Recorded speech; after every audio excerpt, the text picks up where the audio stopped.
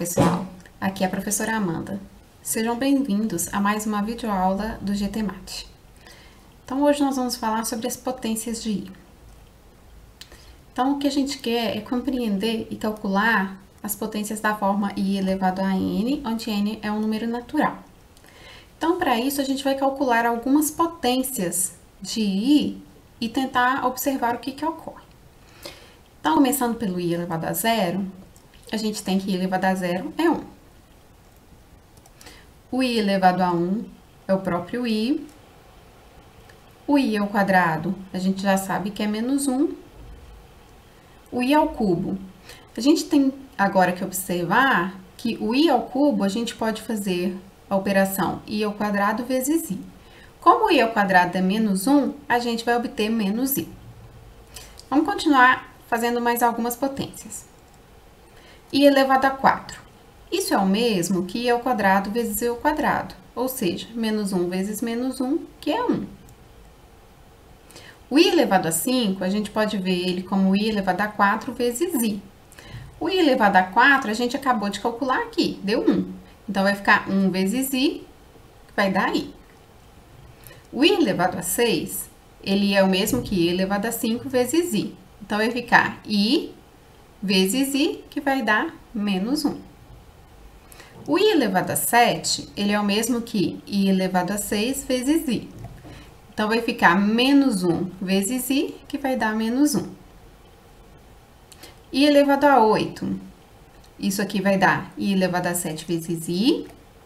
Então, vai ficar menos I vezes I, isso vai dar 1. O I elevado a 9, isso aqui vai ficar I elevado a 8 vezes I. Então, vai ficar 1 vezes I, que é I. E assim por diante. Então, o objetivo aqui era a gente fazer o cálculo de alguma das potências para tentar compreender um pouco o que ocorre. E aí, a pergunta que a gente tem é como que a gente calcula I elevado a n para um n um número natural qualquer. Essa ideia que a gente fez aqui de calcular várias potências, dá para a gente começar a ter uma noção do que pode ocorrer. Se vocês observarem, os resultados aqui são assim: 1, I, menos 1, menos I. 1, I, menos 1, menos I.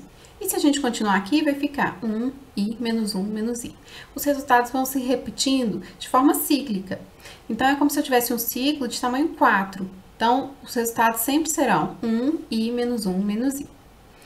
Mas a questão é, dado uma potência qualquer, por exemplo, I elevado a 172, qual desses resultados eu vou obter? Então, é isso que a gente quer aprender. Então, observe que, dado um n natural, quando a gente divide n por 4, a gente vai obter um quociente e um resto. E aí, o que a gente tem é que, a partir dessa divisão, a gente conclui que o n ele é igual a 4q mais r. Esse r, por ser o resto da divisão, ele tem que ser menor que 4. Então, esse r, ele sempre vai ser 0, 1, 2 ou 3. Então, quando a gente quer calcular I elevado a n, substituindo n por 4q mais r, então vai ser I elevado a 4q mais r. Bom, e aí a gente, usando as propriedades de potência, eu vou separar isso aqui em um produto, então vai ficar I elevado a 4q vezes I elevado a r. O I elevado a 4q, também utilizando propriedades de potência, eu posso escrever isso como I elevado a 4 vezes I elevado a q. Mas o I elevado a 4, que a gente viu anteriormente, é o mesmo que 1.